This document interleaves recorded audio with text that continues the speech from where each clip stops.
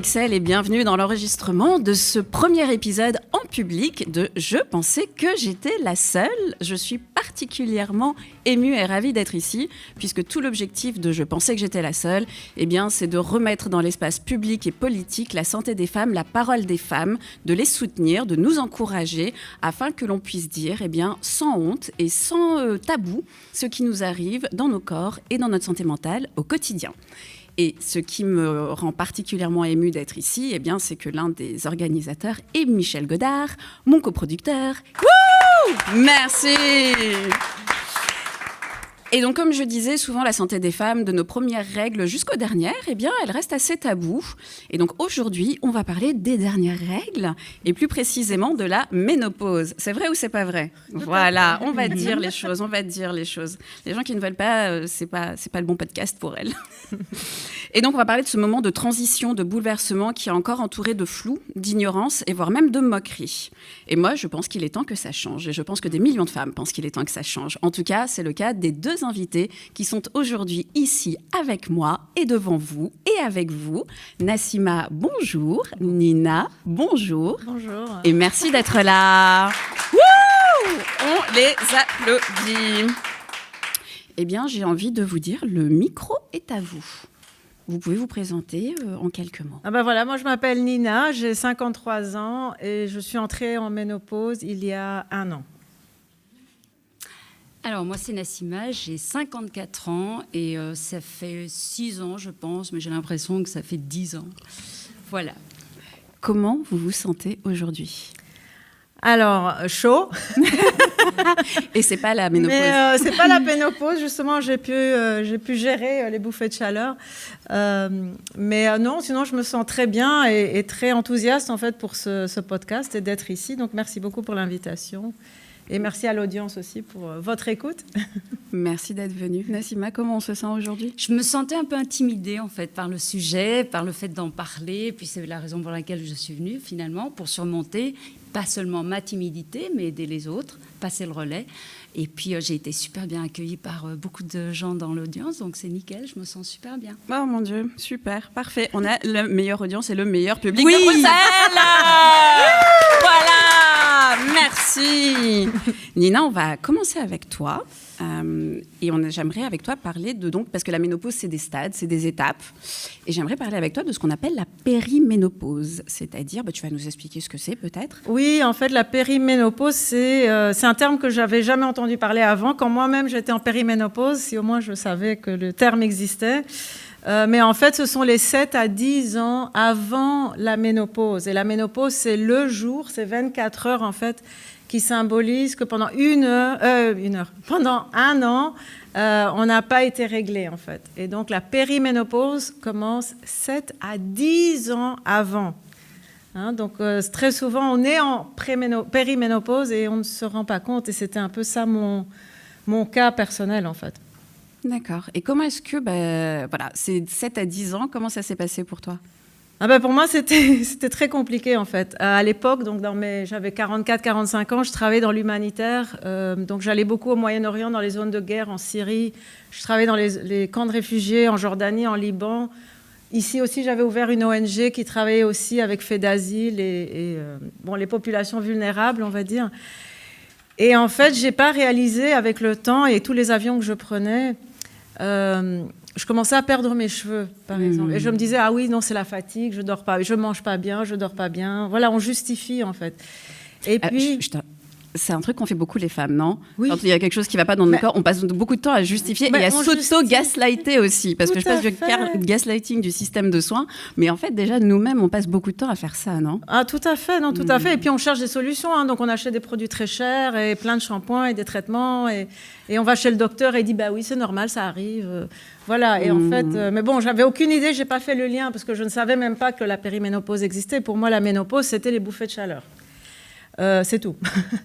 Et pendant tous mes voyages, j'ai réalisé aussi petit à petit que je commençais à devenir très sensible, en fait. Donc, quand je revenais sur Bruxelles et je regardais un film, tout d'un coup, je commençais à avoir des larmes. Et mon conjoint me regardait, il me dit, mais qu'est-ce que t'as, quoi, je veux dire. Et c'était pas souvent, je veux dire, c'était pas que des larmes de tristesse. Même quand il y avait une scène joyeuse, je pleurais. C'est ça. Et je me suis dit, c'est pas moi, parce que je suis pas quelqu'un comme ça qui pleure facilement, auparavant. Et alors, bien sûr, on en discutait. Il me dit, mais parce que tu travailles avec des réfugiés, parce que tu es tout le temps face aux histoires tellement tristes avec des gens qui ont perdu tellement que ça te touche et tu dois arrêter de travailler.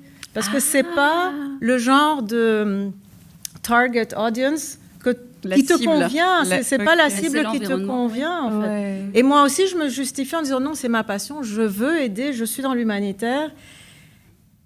Et c'est seulement maintenant, avec le recul, en fait, que je réalise que, mon Dieu, cette sensibilité, ça m'appartenait pas, mais elle a commencé à être très présente dans ma vie, en fait. Elle était hormonale. Elle était hormonale, ou peut-être un mélange des deux, on ne sait pas. Ouais. Mais c'est vrai que je ne me reconnaissais plus. C'est surtout ça. En termes de gestion d'émotions. Et puis, une troisième chose qui m'a aussi beaucoup frappée et que j'ai beaucoup souffert par la suite, c'était mon système immunitaire, en fait. Okay. J'ai commencé à tomber malade tout le temps. Donc, chaque fois que j'étais en Jordanie, Liban, je revenais avec une grosse bronchite. J'avais 3-4 semaines d'antibiotiques et puis la machine pour respirer. Et dès que j'allais mieux, je retournais là-bas.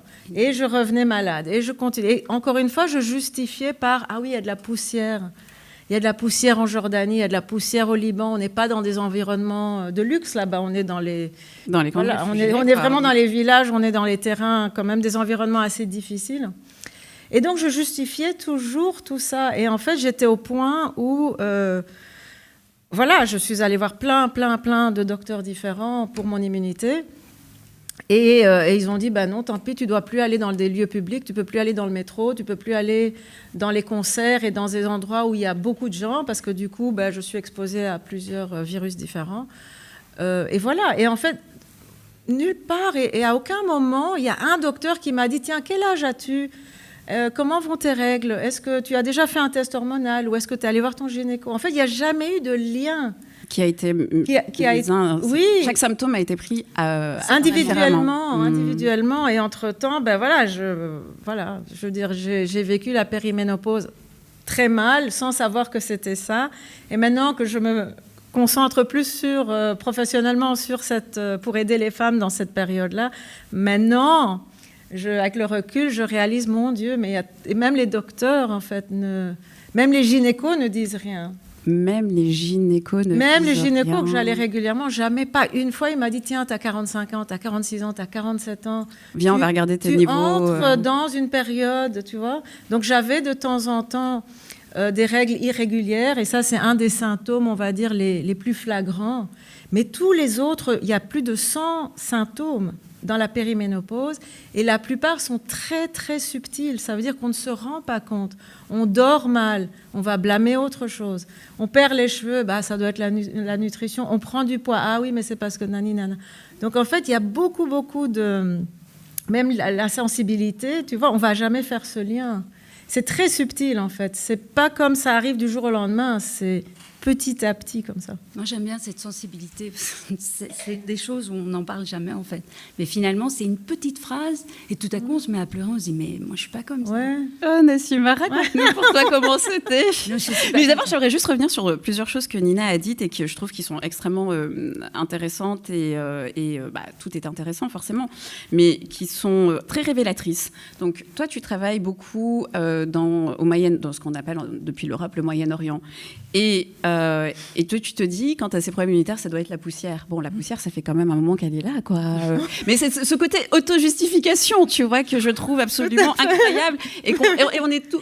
Allez, je ne vais pas parler pour les autres, mais en tout cas, je sais que moi aussi, je suis coupable de ça. Quand j'ai eu ma maladie et mon système immunitaire, je pensais que moi, j'ai blâmé la Belgique les avions et la climatisation. Mais j'étais comme, parce qu'il y a trop de clim. J'étais comme, pourquoi est-ce qu'en Pologne, en plein hiver, enfin en plein mois de novembre, on met la clim dans les hôtels, tu vois, j'étais comme... Ça doit être à cause de ça que je suis malade. Et en fait, non, le jour où tu sors plus de ton lit, tu te dis non, c'est pas la clim et c'est clairement pas la météo de Bruxelles. C'est qu'il se passe un truc. C'est ça le truc, c'est que quand tu ne sais pas qu'il y a un déséquilibre hormonal et qu'il peut avoir des conséquences à tel niveau, tu ne sais. En fait, c'est de l'ignorance parce qu'on ne sait pas. Donc c'est normal que le cerveau ne fait pas le lien. Maintenant, de plus en plus, on en parle sur la ménopause, sur les symptômes. Et encore, ça reste encore... On est au début, on va dire. On est au début. Mais c'est pour ça qu'on est là en fait, on ne fait pas le lien, parce que pour te dire que même les docteurs ne font pas le lien. Mais c'est ça. Et c'est ça qui est assez effrayant. Et moi, ce que je retiens aussi dans ton parcours, et j'en parle assez souvent dans le podcast, c'est cette curiosité intellectuelle, en fait, qu'on devrait attendre de n'importe quelle personne qui se dit professionnelle. Voilà. Moi, normalement, dans les épisodes, je suis un petit peu plus mesurée. Mais là, aujourd'hui, non. Aujourd'hui, je le dis. Elle est déchaînée. Aujourd'hui, tu as un travail, bon Dieu. Tu fais des études, n'est-ce pas ? Quelqu'un vient te voir avec des symptômes qui paraissent décousus. Est-ce qu'à un moment, tu te dis pas, bon, on va prendre un petit peu de recul, on va regarder ça de façon un peu méta, et voilà, et faire preuve de cette curiosité intellectuelle, ou faire preuve de cette intégrité intellectuelle, et de dire, en fait, je sais pas, mais vas-y, viens, on va découvrir regarder ensemble. Parenthèse refermée. Tu sais que je suis même allée à Anvers, à l'Institut tropical... Institut tropical des maladies tropicales, parce que en fait, aucun docteur ne trouvait pourquoi mon immunité chutait, en fait. C'est ça. Et même là, ils m'ont dit, ils ont fait tous les tests, ils disent, écoutez, on trouve rien, donc par défaut, vous avez chronic fatigue syndrome, le syndrome de la fatigue chronique. Je dis pardon. Par défaut. En fait, c'est par défaut. Maintenant, on fait c'est par défaut. D'accord. On a étudié 10 ans pour faire par défaut. Et voilà. Et maintenant que je suis, bien sûr, plus dans ce sujet, j'interviewe aussi les docteurs et je réalise que dans leur curriculum de médecine, la ménopause, c'est qu'un tout petit chapitre, en fait. Ah oui, c'est pas le corps de l'homme. Et donc, quelque part, c'est pas de leur faute, mais je veux dire, quelque part, ils représentent quand même le corps médical. Donc, en fait, il y a un souci. C'est pas de ta faute, mais en même temps, quand la moitié de la population mondiale sont des femmes et que tu étudies pas la ménopause, parce que toutes les femmes, on va pas toutes devenir mères. On a toutes, voilà. Par contre, on va toutes passer par la ménopause. Voilà. Donc, à un moment, une fois de plus, c'est ton métier, tu es professionnel, non ? Donc, tu te renseignes, tu progresses, mais ce sera pour un autre épisode. Nassima, comment ça va ? Moi, je vais très bien. Je vais rebondir sur ce que tu dis avec donc, le parcours de soins. Et c'est ce que je voulais partager avec vous. Et c'est comme ça, d'ailleurs, qu'on s'est connus. C'était, je voulais juste que les gens sachent qu'il y a un parcours qui peut être très, très compliqué. Donc, pour ma part, en fait, je me reconnais beaucoup, mais pas les allergies, mais en tout cas, je ne savais pas ce que j'avais, ça c'est clair. J'étais très fatiguée, j'avais une vie à 200 à l'heure au boulot, pas du tout dans l'humanitaire. Monde corporate, un monde assez traditionnel, je dirais. Donc, c'est certainement pas là que j'allais commencer à parler de ça. Mais par contre, la première personne à qui vous avez confiance, c'est votre généraliste. Ensuite, je vais voir un gynécologue. Et c'est à partir de... Moi, je pense qu'on a fait une fois, pour ce qui est les hormones, périménopause, jamais entendu parler, jusqu'à ce que je sois ménopausée. Ah ouais. Et puis, ça a été posé, ménopause, et basta. J'ai eu une prescription, je suis repartie. Et puis, les symptômes devenaient véritablement handicapants. Et à côté de ça, vous avez une vie à mener. Et donc, c'est là où... C'est pas tant, tu as utilisé le terme pour... trouver, voilà, curiosité, mais d'aller chercher au-delà de juste elle est fatiguée. Peut-être, j'ai aussi fait les voyages en Inde et c'est vrai que j'ai failli aller voir. J'étais fatiguée, j'étais stressée. Généraliste va venir avec le stress, vient toujours, hein, mesdames. Donc mais ça, c'est le stress. Je suis repartie de là avec une prescription du Xanax. Heureusement, j'ai appelé ma sœur. Stress, oui. Après ça, effectivement, mais j'ai gardé les prescriptions. Je les ai gardées, je n'ai pas utilisé. Et puis, le sommeil a été le déclencheur pour moi, de commencer, non pas à utiliser le Xanax, mais le sommeil, le fait de perdre le sommeil pendant, je pense que j'ai tenu 8 mois. Donc, j'étais sincèrement une épave. Et en fait, j'aurais pu savoir dès le départ combiner l'approche traditionnelle et une approche plus... non traditionnelle, avec des plantes, mais avoir la possibilité et puis mesurer le risque de la prise des hormones et le fait amener un complément, mais plus naturel. Et j'ai pas eu tout ça. Et en fait, les rendez-vous continuaient. Puis j'ai pris le risque parce qu'en fait, il n'y a que vous. Personne ne peut vous... On va vous dire les risques pour les hormones X, Y, Z. Si la personne croit en cette thérapie, il ne va pas vous donner les avis négatifs. Ou en tout cas, il va les shut down. Je vais juste interrompre ici. Donc, et en effet, pour tout ce qui est la ménopause, la périménopause, il existe un traitement classique, on va dire, et qui est ce qu'on appelle le traitement de remplacement hormonal pour remplacer les œstrogènes, puisque la ménopause, la périménopause, on commence un peu à avoir les hormones qui commencent à disparaître, on va dire, et notamment l'œstrogène. Et donc, il y a cette thérapie avec des hormones qui permet de remplacer en fait ce que les ovaires normalement devraient produire. Et donc souvent les symptômes ils sont dus à ça, au fait que les ovaires commencent à dire c'est bon, moi ciao, j'ai fait mon travail. Ciao les filles, moi j'ai fait le travail. T'as eu tes enfants, t'as pas eu tes enfants, c'est pas mon problème. Mais moi maintenant je fais une pause. Et avant que, puisqu'on a quand même besoin de ces hormones pour vivre, donc œstrogène, progestérone et un petit peu de testostérone. Et donc, il y a des petites glandes au-dessus des reins qui vont prendre le relais des ovaires, mais pour que le projet arrive à complétion, on va dire, ça prend quand même pas mal d'années, puisque en moyenne, on a nos règles quand on a 50 ans. En moyenne, ça fait quand même plus de 30 ans qu'on a nos règles, donc il faut quand même que ça se fasse. Et en même temps que ça arrive, le cerveau aussi doit compenser.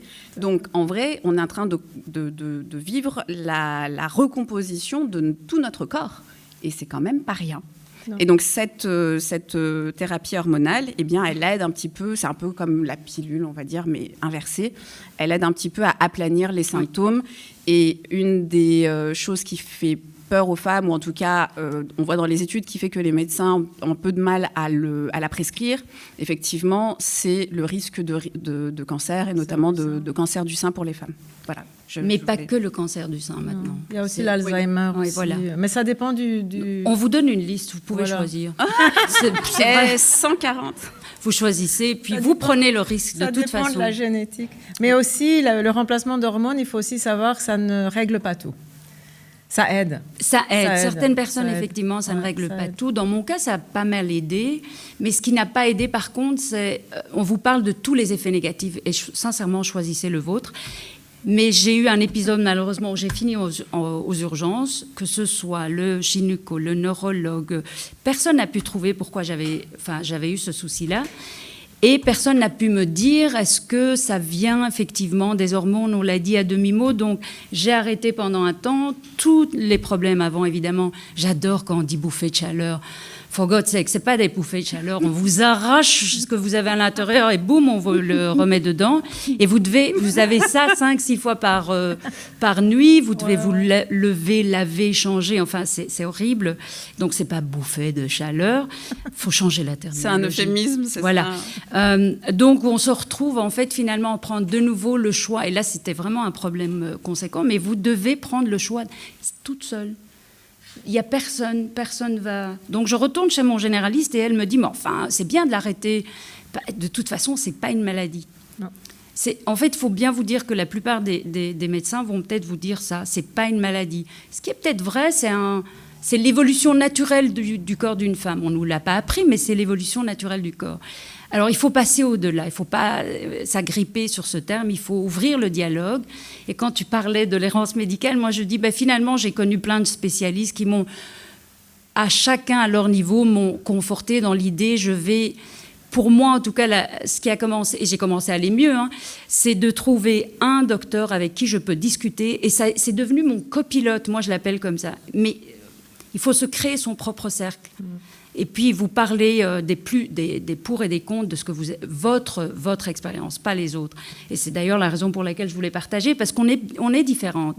Et c'est ce qu'on nous resserre d'ailleurs. Oui, mais un cas n'est pas un autre. Et cette problématique-là, en l'occurrence, vous avez 10 000 différentes réactions chez les femmes. Oui, bon, on peut la restreindre avec les bouffées de chaleur, les machins, mais effectivement, les femmes ne le vivent pas de la même manière. Et donc, moi, j'ai... Ce parcours ou cette errance, comme tu dis, médicale, ça a été plutôt une construction. Mais j'avoue, jusqu'à l'année dernière, je ne comprenais toujours pas la ménopause. Quand même. Et la périménopause, je ne l'ai pas entendue pendant tout ce cheminement. Ça fait 6 ans. Je suis plus à l'aise maintenant parce que j'ai pu connecter avec des femmes qui sont passées par là. J'ai pu, comme je vous dis, j'ai vraiment ce copilote qui est le généraliste. Et si vous n'êtes pas contente de votre généraliste, ce n'est pas très grave, il faut en changer. Mais croyez-moi, il y a des professionnels de santé qui sont là aussi à à l'écoute. Ancienne génération, ça n'a pas d'importance, c'est la personne en tant que telle. Et une fois que vous avez ce copilote, après, vous devez... Et c'est là où on dit, mais on nous a saucissonné. La gynécologie est censée s'occuper de la ménopause. What the heck, non. Parce qu'en fait, ça vous change complètement. Ça part de là-haut jusqu'à vos pieds. Et je dis jusqu'aux pieds. Dernièrement, j'étais super motivée. J'ai trouvé un centre spécialisé en ménopause. Je me dis, oh, c'est fini d'aller trouver les rendez-vous soi-même. J'arrive, mais vraiment super enthousiaste. Je vois la gynéco, super gentille, tout ce que vous voulez, mais il n'y a rien d'autre qui est fait. Et puis on me dit, il faudrait voir un rhumatologue. Mais c'est à vous à trouver le rhumatologue. Et pourquoi je dois voir un rhumatologue? Je n'ai pas de réponse. Donc, c'est un peu frustrant, mais oui, on nous saucissonne quelque part. Et nous, on a juste envie de se retrouver en une seule personne. Parce qu'au fur et à mesure, on se perd un peu dans le chemin. On se dit, mais est-ce que c'est moi? Elle a parlé de voir quelque chose d'heureux, mais elle pleure. Moi, je me rappelle d'un épisode, mon frère me dit une petite phrase. C'est quelqu'un d'hyper bienveillant. Et je suis en voiture et je pleure. Et je lui dis, non, je m'excuse, je crois que c'est la ménopause. Mais oui, parce qu'il me dit, mais qu'est-ce que j'ai fait? Non. En fait, c'est vraiment ça. Vous vous décomposez. On n'a juste qu'une envie, c'est de se retrouver, en fait. Et si on vous pousse à aller voir X, Y, Z, OK, chacun va apporter une petite solution. Mais si on pouvait avoir un centre qui nous aiderait à naviguer, parce que c'est ça, il faut juste passer, comprenons-nous bien, hein. Il faut 7 à 10 ans. 7 à 10 ans, d'ailleurs, devant parler. Voilà. Il faut les naviguer. Oui, mais voilà, mais naviguer, mais imaginez, vous êtes dans une tempête et ça tangue, préparez-vous, mettez les gilets de sauvetage. Je suis contente de connaître des gens comme Nina, par exemple, parce que ça vous prépare, vous savez. Et c'est la raison pour laquelle j'ai accepté aussi ce podcast, parce qu'il faut préparer les gens. Vous êtes bien préparés, vous êtes bien armés, l'estomac, mesdames. Estomac accroché, c'est pas des bouffées de chaleur. Moi, c'est vraiment ce qui me reste. Vous êtes bien armés et en fait, finalement, vous arrivez, parce qu'on parle du milieu professionnel aussi, je vivais à 200 à l'heure, j'ai de monde corporate. On ne vous laisse pas, ah oui, mais faites votre ménopause, revenez après. Non, vous devez performer autant que ces messieurs. No offense, messieurs, hein, pas de souci. Mais il faut continuer à performer, mais vous ne vous reconnaissez pas, vous oubliez, vous avez des to-do list, enfin...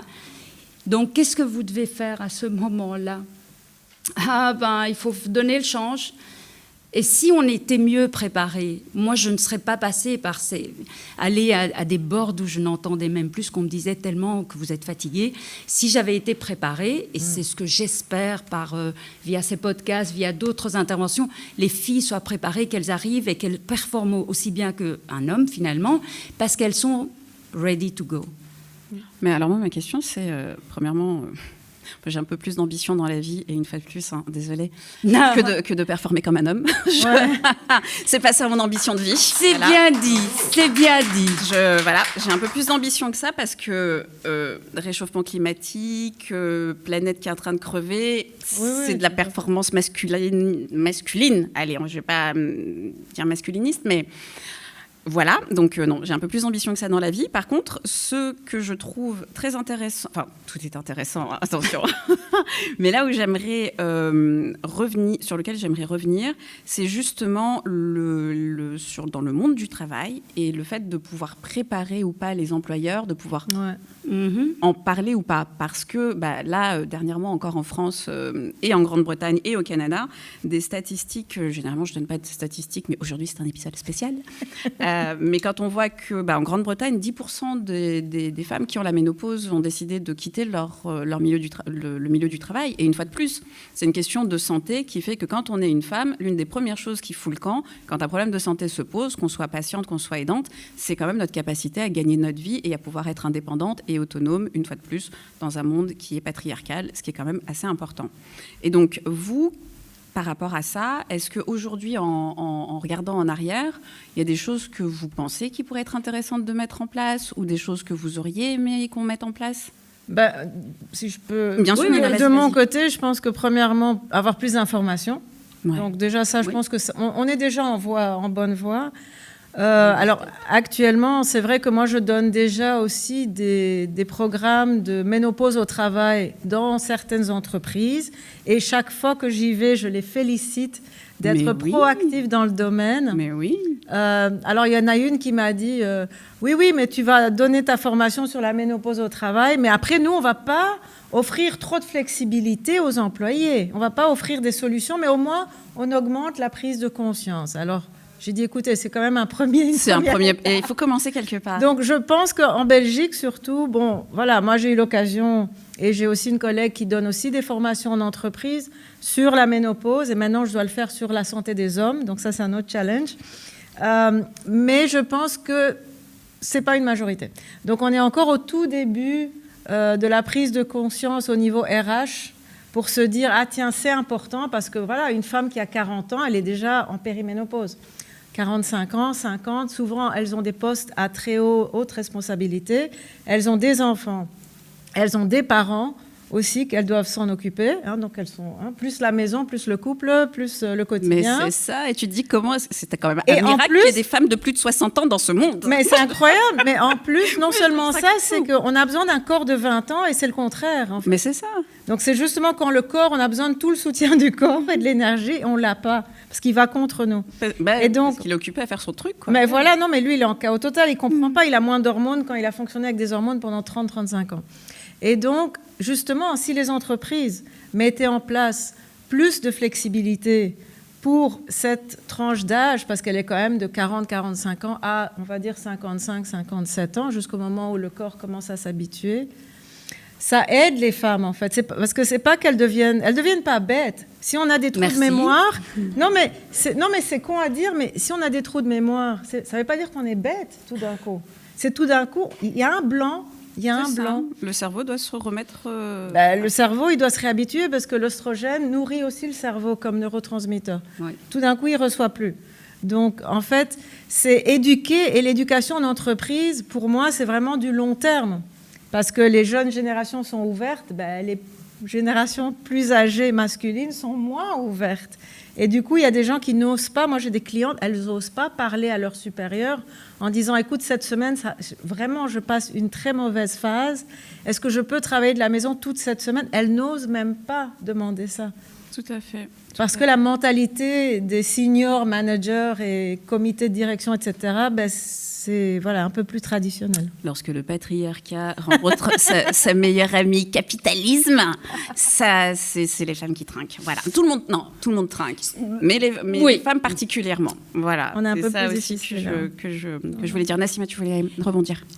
Non, parce que je voulais juste dire capitaliste. Enfin, je suis un peu moins. Moi, je me dis juste que ce qui va servir, c'est à éduquer les générations qui suivent. Les générations existantes, j'ai eu la chance de collaborer énormément avec les pays scandinaves. Et là, très sincèrement, la parole est beaucoup plus ouverte que, je dirais, le milieu français ou belge, que je connais encore très, très peu. Donc, oui, éduquer les générations qui suivent, ceux qui sont actuellement bien faire en sorte des interventions comme celle de Nina ou les podcasts, ça leur permet aussi de réaliser, parce qu'ils ont tous finalement une femme dans leur entourage, avec le minimum, ce serait leur mère. Donc, ils sont capables de comprendre. Je suis beaucoup moins dans l'approche où il faudrait... mesdames, il faudrait créer quelque chose de spécial. En fait, c'est un événement qui fait partie de la vie, donc qui fait partie d'une organisation, puisque les femmes travaillent pour cette organisation, mais je ne suis pas partisan de par exemple, donner des vacances.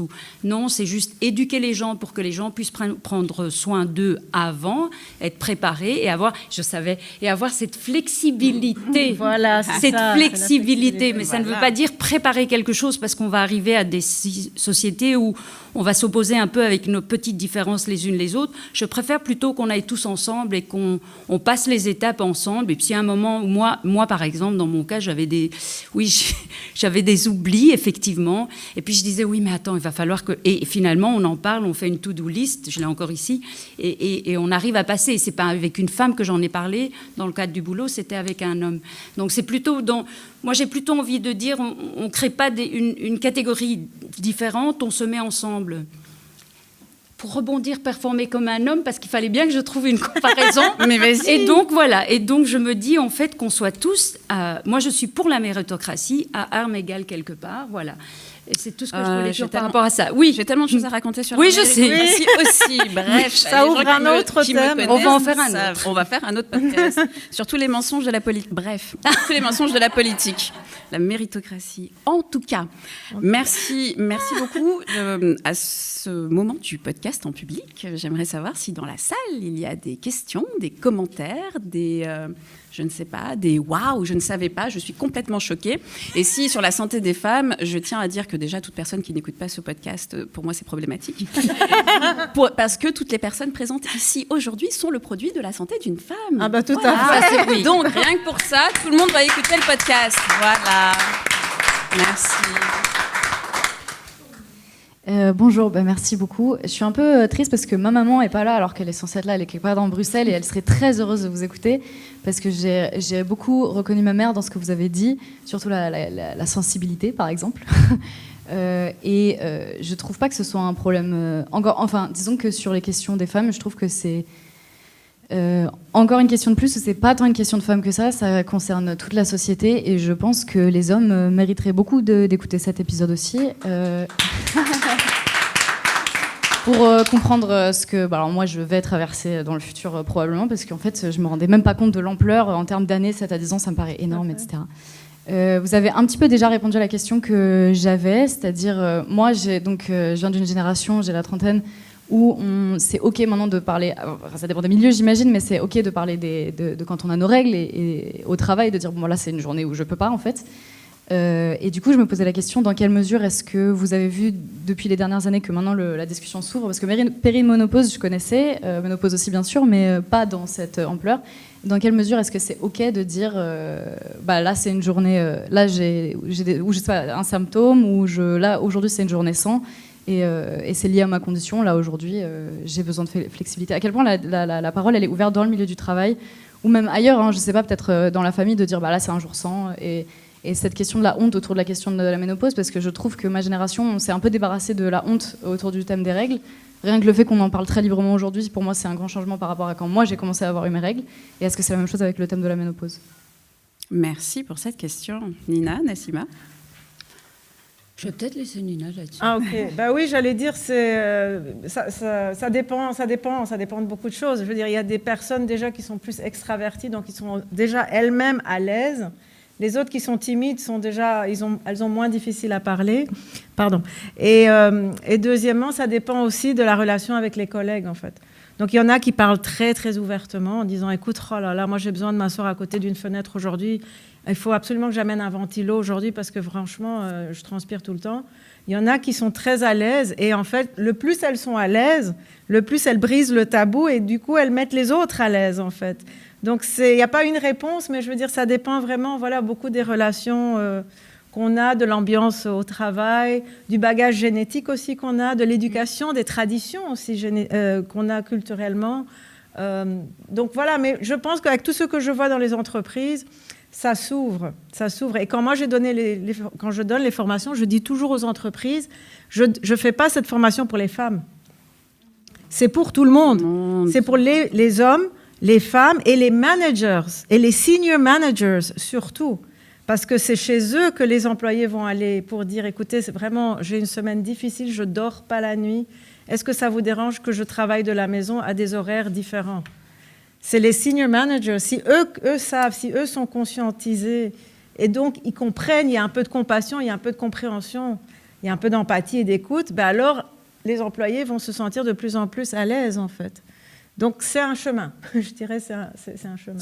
C'est un mouvement. C'est un mouvement, voilà. Mais le mouvement, il est lancé, j'espère pour toi que 30 ans, donc dans encore une bonne dizaine d'années, j'espère, que en fait, finalement, tu arriveras au moment où la ménopause, c'est exactement comme tu viens de dire, les règles. En Espagne, je pense qu'il y a même des jours. En Espagne, je pense c'est voté. Il y a en des Espagne, jours. C'est voté, ouais. Oui, tout à fait. Donc voilà, où tu n'auras pas. Mais pour rebondir sur ce qu'elle vient de dire et pour avoir vécu ça au sein du travail, la solution, elle est développer un relationnel en interne parce que je n'ai pas encore entendu, en tout cas autour de moi, quelqu'un qui va dire « Oh non, si tu as développé ce relationnel ». Et puis après, ça passe. Mais voilà, je souhaite que le mouvement, le mouvement fait en sorte que quoi. toi, voilà, tu arrives et tu en parles comme les règles. Ah ben pas de souci, non, mais c'est devenu ma nouvelle passion. Hein. On contribue. Moi, je dis toujours, ce sont les femmes qui aident les femmes. Une autre question. Je suis extrêmement fière, sur une note personnelle, de dire que dans l'assistance aujourd'hui, il y a ma maman d'adoption, ma maman Mimi, et qui vient de prendre le micro pour poser une question. Oh Et pourquoi je dis ça ? Parce que c'est aussi grâce à elle que ce podcast existe, grâce à son soutien et grâce à tout l'amour qu'elle me donne, et grâce à la façon dont elle m'a littéralement ramenée à la vie après 4 années difficiles. Magnifique. Maman, bravo. Magnifique. Bravo maman. Merci beaucoup. Alors, ce n'est pas une question, mais c'est plutôt une expérience de vie. Donc, j'ai travaillé dans une entreprise de soins, je ne veux pas la nommer, où nous avions tous le même âge quand on a commencé, il y a de ça plus de 40 ans. Et nous avons toutes, et c'est un milieu typiquement féminin, et donc nous avons toutes évolué vers l'âge de 40 ans, 50 ans, avec des plus jeunes qui se sont mis par après dans l'entreprise. Mais on voit la transformation physique de toutes les femmes qui sont là. C'est-à-dire qu'on perd la taille, on prend du poids, et puis on fait semblant de rien, on a un petit éventail, et puis on enlève le pull, et puis qu'on remet, et puis on ouvre la fenêtre parce qu'on a trop chaud, et puis on la referme 5 minutes après.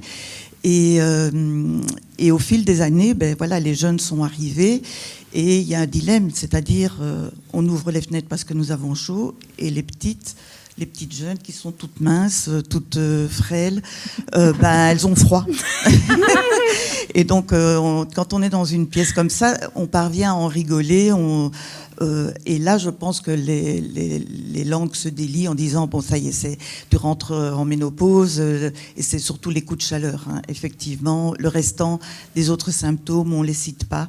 On parle souvent de problématiques dans le sommeil, c'est-à-dire on rentre dans le lit, on a froid, on est avec des chaussettes, des surpulls, et au fil de la nuit, on enlève tout, et voilà, c'est le compagnon qui reçoit tout sur lui. Celui qui a chaud après. Mais bon, voilà. Donc, je pense que quand on est dans des milieux typiquement féminins, on en parlera beaucoup plus facilement. Bon, s'il y a des hommes qui sont là, ils se font parfois discrets, ils sortent, ils ont peut-être pas envie d'entendre nos problèmes de santé féminine. Mais voilà, c'est surtout, je pense, l'aspect physique qui démontre qu'on rentre en ménopause. Donc cette perte de taille, cette prise de poids où on devient un peu comme un poteau, quoi. Voilà. Merci. Voilà, ça c'est une expérience que j'ai vécue. Je vais à la gym juste après. Oui, on va tous à la gym juste après. Et souvent les médecins disent, voilà, vous devez changer votre comportement dans votre vie, c'est-à-dire manger moins et faire plus de sport. Et à ce moment-là, on fait le contraire. On fait moins de sport parce qu'on est fatigué et on mange plus parce qu'on ne fait rien d'autre. Enfin, on fait rien d'autre. Je veux dire, on a du temps pour manger à ce moment-là. Et c'est vrai que c'est difficile de réadapter sa vie. Et dans le milieu professionnel, je vais vous dire une chose, et j'en ai parlé il n'y a pas longtemps avec les responsables de mon ancienne entreprise, on ne tient pas compte du vieillissement de la population dans les entreprises. Donc on ne tient pas compte des difficultés, pas que de la ménopause, mais de symptômes autres, donc articulaires, ostéomusculaires et tout ça, qui sont peut-être dus justement à la ménopause et voilà, au dessèchement de la peau. Donc quand vous êtes dans des milieux où on met de la clim, vous avez une peau qui devient tout crocodile, enfin voilà. Et c'est vrai que la prise hormonale fait beaucoup pour qu'on maintienne un peu ce semblant de bien-être au niveau corporel, quoi. Voilà, ça c'est mon expérience. Je vous remercie. Merci pour ce partage. Est-ce qu'on a d'autres questions ? Venez vous installer. Venez vous installer. Bienvenue, bienvenue. Est-ce qu'on a d'autres questions, commentaires ? Et moi, j'aimerais juste rebondir sur ce que vient de dire ma maman Mimi. Donc, je pense qu'en effet, plus globalement, en fait, et c'est aussi pour ce que tu disais tout à l'heure, Nassima, sur performer comme un homme, chacune fait comme elle veut. Mais je pense qu'il y a quelque chose de toute façon de plus global sur on engage des personnes à un certain âge, on va leur permettre d'évoluer ou de pas d'évoluer dans leur carrière, mais effectivement, il y a cette impensée sociale globale qui est qu'un jour ou l'autre, oui, on va tous vieillir et on va tous et toutes mourir. Voilà. Pour finir sur une note positive. Voilà. Mais ça, l'entreprise, à la limite, elle s'en fout, quoi. Ouais, voilà, tout à fait. C'est après l'âge de la retraite. C'est ça, c'était plus notre problème. Bonjour. Moi, Un homme. Oh. Yeah. Mais il a les cheveux longs, alors il compte qu'à moitié. À moitié. Moi, plus qu'une question aussi, c'est plutôt une remarque, une réaction par rapport au podcast. Merci de tous ces partages, de cette réflexion et de tout ce festival, etc. Je vais arrêter les merci. Il y a un moment donné, tu parlais du fait que les médecins devraient avoir la conscience professionnelle, de s'occuper, s'intéresser plus, etc. Et plus que, pour moi, remettre la responsabilité sur l'individu. Moi, je suis un grand fan de systémie. Pareil. Et voilà. On va discuter après. Mais je ne sais pas comment ça se passe en Belgique, mais en France, la manière dont on sélectionne les médecins, c'est pas sur leur capacité d'empathie ou leur capacité intelligence ou interpersonnelle. C'est sur le fait d'être capable d'apprendre des choses et de les recracher. Donc, pour moi, du coup, c'est un problème de la manière dont on éduque les médecins. Et aujourd'hui, ça a ses côtés négatifs et positifs aussi, mais il y a les intelligences artificielles qui font ça très bien, de recracher la matière, la grosse masse d'informations où avant et pendant des milliers et des milliers d'années, on n'avait pas accès à ça dans l'humanité. Aujourd'hui, c'est très facile. Et sûrement qu'on pourrait du coup plus utiliser l'IA pour ressortir des diagnostics et des pronostics, parce que lui, dans toute sa bande de données, il peut savoir et donner la liste. Et du coup, c'est facile. Il n'y a pas besoin d'avoir un cerveau humain qui dit c'est peut-être plus ça ou plus ça. Lui, la machine, elle va faire le tri et avoir un humain qui est plus là pour être en lien, en connexion, créer justement quelque chose d'entité, une entité un peu ouverte et entière. Mais il y a aussi ce côté où dans la société occidentale qu'on a, c'est le chemin qu'a pris la science en général et la médecine en partie de segmenter les choses et de voir les choses comme, je ne sais plus comment ça s'appelle. En silo. Comment ? Oui, en silo. En silo, ouais. Plutôt que l'homéostasie, non pas l'homéostasie, holistique, voilà, plutôt que l'approche holistique. Voilà. En fait, l'environnement. Ouais. Mais on n'a pas trop, on a perdu l'approche holistique. On a perdu l'approche holistique. Et moi, c'est là que je vois les échos que ça me fait, c'est que dans l'Orient, il y en a un petit peu plus, mais en Occident, on a pas mal perdu l'approche holistique, et du coup, on est décomposé alors que les choses sont en lien, alors que les choses sont interdépendantes en fait. On est interdépendants et on essaye de nous faire croire au mythe de l'individu. Et tout à l'heure, on parlait de méritocratie et du fait de se faire soi-même dans la vie. Mais on fera... Alors, l'IA, j'ai tellement de choses à dire. À commencer par dire que l'IA, elle se nourrit de ce qui existe dans la réalité, d'accord ? Et ce qui existe dans la réalité, c'est un système de soins, et notamment en Occident, qui est organisé en silo, et surtout qui est non bénéficiaire aux femmes. C'est-à-dire qu'on a un système de soins... On nous fait croire que la médecine, c'est quelque chose de neutre, de scientifique et d'égal, et notamment en France, parce que je suis française, alors que pas du tout. La médecine, elle est basée sur la physiologie et la physionomie des hommes, des premières souris qu'on recrute, qu'on recrute, pauvres souris, oui. C'est pas une annonce, mais voilà, des premières souris qu'on utilise qui sont masculines, jusque les tests sur les humains. Ce qui fait que les femmes, quand on va chez notre médecin pour dire tel médicament ça me va pas, j'ai tel effet secondaire, j'ai machin, on te dit prends un Xanax, ou c'est dans ta tête, ou il faut arrêter de chouiner. Alors qu'en fait, dès le départ, on part déjà sur une base qui est fausse. Et donc du coup, moi, l'IA, j'en ai parlé dans un congrès avec des pharmaciens. L'IA, je trouve ça top pour beaucoup de choses, mais je trouve qu'une fois de plus, la façon un peu patriarcale de s'en servir, quand je vois que l'IA, elle sert à diagnostiquer, alors qu'en fait, non, l'IA, elle devrait te permettre de dégager du temps pour que toi, tu passes plus de temps avec tes patientes et tes patients pour pouvoir les diagnostiquer. Parce que l'IA, elle est aussi biaisée, et je le dis aussi en tant que femme noire, et on voit que sur un sample de 700 000 radios des poumons aux États-Unis, en fait, l'IA, elle elle diagnostiquait bien les hommes blancs, et ça c'est normal, c'est là-dessus que la médecine est basée. Mais quand tu es une femme afro-américaine ou une femme hispano-américaine, parce que aussi aux États-Unis, si jamais tu es autre chose que blanc, tu es forcément américain quelque chose. Bref, je digresse. Et donc là, elle reconnaissait pas les maladies graves et notamment les cancers. Et donc, du coup, moi, l'IA, ce qui me fait peur, c'est que déjà, cette inégalité, on est en train de la coder dans le futur. Alors que l'IA, t'es comme, mais fieu, l'IA, ça devrait nous permettre, en tant qu'être humain, de nous dégager du temps. Moi, les IA qui font des dessins, bref. Moi, je veux que l'IA, elle fasse la vaisselle. Je veux que l'IA, elle fasse le ménage.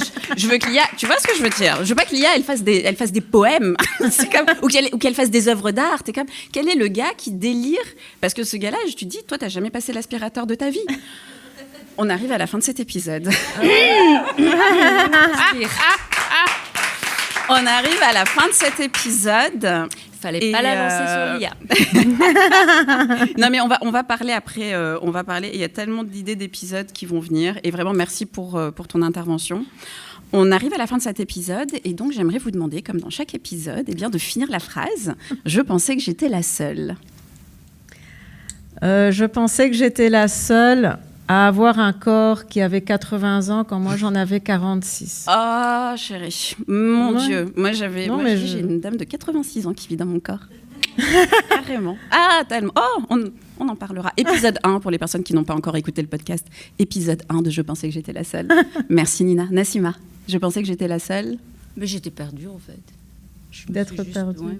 Je me suis retrouvée une fois que j'ai pu entendre les témoignages et reconstruire les petits morceaux, le silo. Je me suis retrouvée, oui. Vous avez un petit peu commencé à y répondre tout à l'heure, mais si vous aviez un mot, une parole à soit la vous de l'époque, soit une personne qui est en train de passer à travers ça aujourd'hui, ou pour les générations futures, du coup. Moi,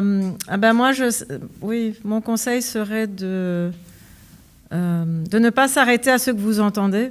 Et d'aller vraiment plus loin et questionner, changer de docteur, changer, questionner jusqu'au moment où vous avez trouvé quelque chose qui résonne en vous et qui est aligné à vous, quoi. Faites-vous confiance, carrément. Nassima ? Oui, j'avais dit effectivement changer, oser parler, oser parler. Et puis j'avais pensé à... Moi, c'était... T'es pas tout seul. Allez, Jeff, t'es pas tout seul. Voilà, c'est juste ça, en fait. Exactement. Et alors, qu'est-ce qu'on peut vous souhaiter pour la suite ? Non, mais prenez votre... je prends une photo du public. Et quoi, nous, on doit se souhaiter se souhaiter pour nous. Qu'est-ce que nous, on peut vous souhaiter à vous pour la suite ? Écoute, moi, c'est ce que j'aimerais, parce que je donne des ateliers sur la ménopause, justement, pour les femmes, la périménopause ouverte aux femmes de 40 ans, où j'amène justement la science orientale, l'ayurveda, la naturopathie, la nutrition, plein d'autres choses, pour justement offrir aux femmes belges plus d'options que ceux qu'on donne dans la médecine traditionnelle. Donc voilà, c'est de spread the word, c'est de partager. Merci. Et Nina. Et on mettra tes réseaux dans la description de l'épisode. Shift to Light, shift2light.com. Nassima, qu'est-ce qu'on peut te souhaiter pour la suite ? Beaucoup. Honnêtement, que ça passe tranquillement, comme pour l'instant. Et puis que j'apprenne aussi, que je m'éduque, que je continue à partager l'expérience et tout, en fait. C'est déjà pas mal. Oui. J'aime beaucoup, Nina, ce que tu as dit sur la médecine orientale et pas autre chose. Parce qu'il y a des systèmes de médecine qui sont millénaires. N'oublions pas que la médecine occidentale telle qu'on la connaît, c'est post-Seconde Guerre mondiale. Il faut aussi remettre les choses... Tellement de choses à dire dans ce podcast. Tellement de choses à dire dans ce podcast. Et donc, vraiment, merci à vous deux. Merci d'être venus partager ça en toute authenticité, en toute force que vous êtes. Je pense que c'est important de faire tomber ces tabous. Et en effet, la ménopause, en vrai, et là-dessus, je vais être un petit peu plus... gentille, avec le corps médical, dans le sens de, en effet, c'est pas une maladie. Techniquement, c'est pas une maladie. Ah non, c'est pas une maladie. Toutefois, ça touche le corps humain, le corps de 50% de la population. Et si jamais ton truc, c'est quand même d'aider les gens à aller bien, que tu aies un petit peu plus que 3 heures dessus pendant ton cursus médical, je pense que ça vaut le coup quand même de te poser une question et de t'éduquer par toi-même. Parce qu'une fois de plus, moi je comprends, tu fais des études qui sont très longues et à l'école, tu n'apprends que ce qu'on t'enseigne. Mais tu as aussi le droit d'être une personne indépendante et de te dire que tu vas te former. Je ne dis ça. Je ne dis rien. Après, moi j'ai une passion pour l'école. Merci à toutes et à tous d'avoir participé à ce podcast avec nous aujourd'hui. Et wow. C'est pas grave. Et merci au public ici présent.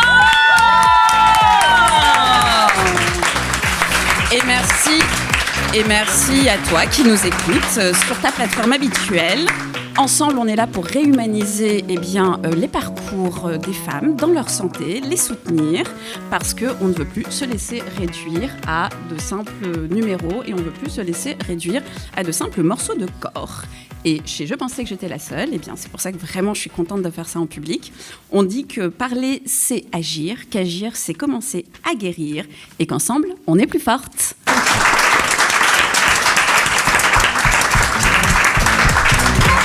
Oh my God!